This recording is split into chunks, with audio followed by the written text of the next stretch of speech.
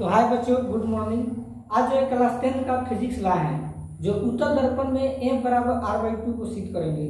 तो जो क्लास 10 का परीक्षा देने वाला है 2023 में, उसके लिए वीडियो बहुत इंपॉर्टेंट है। तो वीडियो जो है शुरू से लेकर अंत तक देखिएगा। तो बिना देरी के हम वीडियो स्टार्ट करते हैं। देखिए यहाँ पर लिखा हुआ है उत्तर दर्पण में सिद्ध करें F बराबर r/2 का हमको सिद्ध करना है। ये जो आप लोगों को दिखाई दे रहा है ना, ठीक, ये जो है उत्तर दर्पण है, ठीक है। और उत्तर दर्पण का जो है अंदर वाला जो भाग होता है वो रस्तित किया होता है। रस्तित का मतलब क्या होता है? रंगा हुआ है, जो रंगा हुआ है, ठीक है। और एक किरण आया है जिसका नाम है AB। और ये जो किरण है ना, जब कोई किरण जो है दर्पण को पड़ेगा तो टकरा के लौटता है। तो किरण जब इसको पड़ेगा तो इस दर्पण से टकरा कर F से गुजरेगा। कहाँ से गुजरेगा? F से ऐसे गुजरेगा, ठीक है। फिर देखो, अब जो है F से गुजरेगा तो इसको बढ़ा दिया गया ऊपर, जिसका नाम हो गया D, इसका नाम हो गया A। अब देखिए ये जो E और C दिखाई दे रहा है, ये लंब है। क्या है? लंब, ठीक है। तो इसको हम C माने हैं और इसको E माने। तो M को फोकस बोलते हैं और C को क्या बोलते हैं? त्रिज्या। और यहाँ पर जो P आपको दिखाई दे रहा है, ये पोल है, केंद्र है, ठीक है। और देखो यहाँ से लेकर यहाँ तक F है ना, तो इसको हम लोग F बोलते हैं, ठीक है। और P से लेकर C के बीच की दूरी तक यहाँ तक इसको हम लोग बोलते हैं R यानी त्रिज्या, ठीक है। और PC के बीच की दूरी क्या आ जाएगा? PC हमारा हो जाएगा R यानी त्रिज्या, और PF हमारा क्या हो जाएगा? F हो जाएगा, ठीक है। अब देखिए यह जो कोण है यह I होगा, ठीक है। और यह कोण क्या होगा? R, यानी प्रकाश की परिवर्तन है, यह अपवर्तन है। तो आप लोग हम पढ़े हैं ना, प्रकाश के परिवर्तन के दो नियम होता है। आपतन कोण परावर्तन कोण के क्या होता है? बराबर होता है। तो यह जो है हमारा कोण आपतन कोण होगा, यह कोण परिवर्तन कोण होगा। तो आपतन कोण परिवर्तन कोण क्या होगा? बराबर होगा, ठीक है। तो हम इसको लिख सकते हैं कि कोण ABE जो होगा, यह कोण इस कोण के बराबर होगा, DBE के, ठीक है।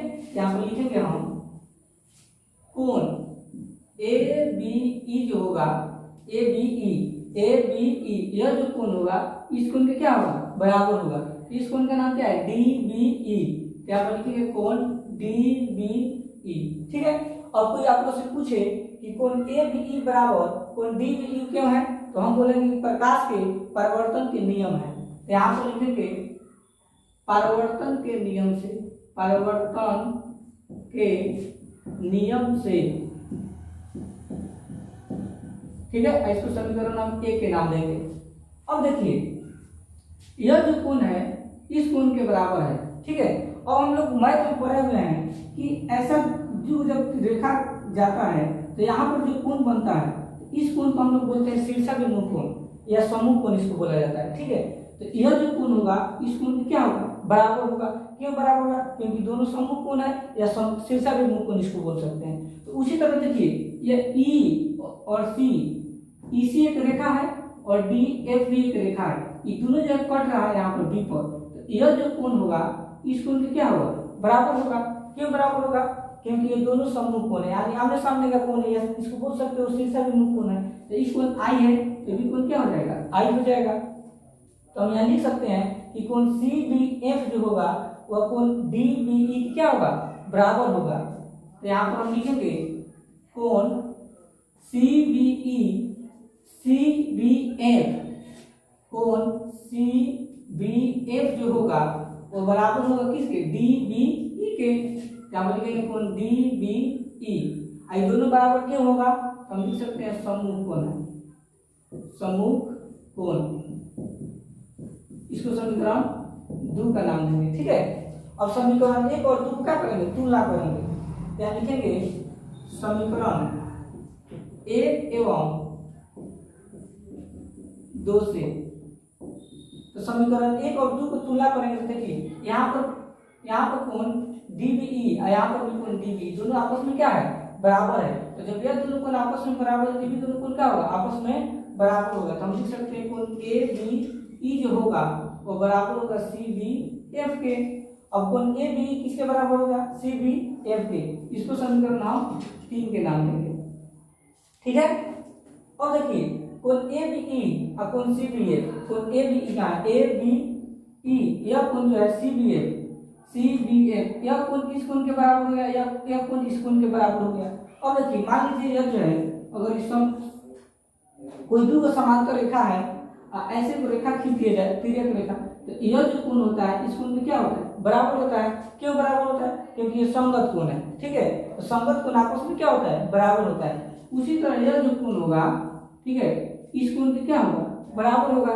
क्यों होगा, क्योंकि देखो संगत कोण बना रहा है। यहाँ तक ए बी, जैसे मान लो यहाँ ऐसे है, तो अगर इसको बढ़ाया जाए तो ये भी क्या होगा, इसके समांतर होगा। तो यहाँ पर छोटा रेखा दिखाई आप लोग दे रहा है, यहाँ पर जो है बड़ा रेखा दिखाई, तो उससे मतलब नहीं है, क्योंकि अगर इसको बढ़ाएंगे तो इसकी क्या होगा, समांतर ही होता है। तो हम कह सकते हैं ये जो कोण है ए बी ई वो बराबर होगा किसके, बी सी एफ के। तो यहाँ पर हम लिखेंगे पुनः कोण ए बी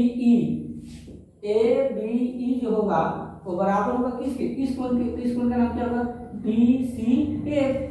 यहाँ पर लिखेंगे कोण बी सी एफ, इसको समीकरण 4 का नाम दीजिए। अब देखिए कोण ए आई था तो भी आई और कोण आर है तो भी कोण क्या हो जाएगा, हो जाएगा, ठीक है। और समीकरण 3 और 4 को तुलना करो, तो लिखेंगे समीकरण 3 एवं 4 से। अब देखो समीकरण 3 एवं 4 को देखो, ए बी ई और ए बी दोनों आपस में क्या है, बराबर है। जिस तरह ये दोनों आपस में बराबर था तो ये भी दोनों आपस में क्या हुआ, बराबर होगा। उसी तरह कोण ए बी या कोण ए बी दोनों आपस में बराबर है तो ये भी दोनों आपस में क्या होंगे, बराबर होंगे। ये हम इसको लिख सकते हैं कोण सी बी एफ जो होगा वो बराबर होगा किसके, कोण बी सी एफ के। अब देखिए कोण बी सी एफ और कोण सी बी एफ और कोण बी सी एफ आपस में बराबर है। तो हम जानते हैं कि जब दो कोण आपस में बराबर हो तो उसके सामने वाले दोनों भुज आपस में बराबर होते हैं। तो यह जो कोण होता है या इसको भुजाएं बोल सकते हैं, यह समद्विबाहु त्रिभुज में आता है। तो अब देखिए दो त्रिभुज, इसको हम मान लेते हैं, इसको मानेंगे त्रिभुज सी बी एफ में। और त्रिभुज सी बी एफ जब मानेंगे तो सी बी एफ कहाँ है, देखिए सी बी एफ में कोण सी बी एफ, तो इसके सामने वाला भुजा कौन है, यह है, यानी सी एफ। यहाँ हम लिख सकते हैं सी एफ जो होगा कोण बी सी एफ, कोण बी सी एफ, यह कोण इसके सामने वाला भुजा कौन है, यह, इसको हम लिख सकते हैं बी एफ। यहाँ लिख दीजिए बी एफ, इसको समीकरण 5 के नाम दीजिए, ठीक है।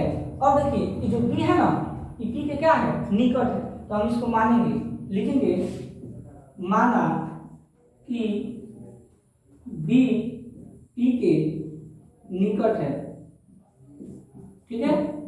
अब बी पी के निकट है, मान लीजिए कोई यहाँ बिंदु है, ऐसे लिखा गया है और ऐसे गया है, तो जब यहाँ बी है, यहाँ समझो एफ है, और यहाँ क्या है, यहाँ पर क्या है पी है, और यहाँ पर क्या है जी बी। तो ये जो पी एफ होगा वो बी एफ के क्या होगा, बराबर होगा, क्योंकि दोनों रेखा एक बिंदु से गया है, ठीक है। तो इसको हम कह सकते हैं कि पी एफ जो होगा वो बी एफ के बराबर होगा। यहाँ लिखेंगे पी एफ बराबर बी एफ, इसको समीकरण 6 के नाम देंगे, ठीक है। अब लिखेंगे समीकरण 5 एवं 6 से, समीकरण 5 एवं 6 से। और देखिए समीकरण 5 और 6 से क्या है, सी एफ किसके बराबर है, बी एफ के, और बी एफ किसके बराबर, देखिए दोनों इधर वाला भुज आपस में बराबर है, इधर वाला क्या होगा, बराबर होगा। हम कह सकते हैं सी एफ जो होगा वो पी एफ के क्या होगा, बराबर होगा, ठीक है। अब देखिए क्या करेंगे,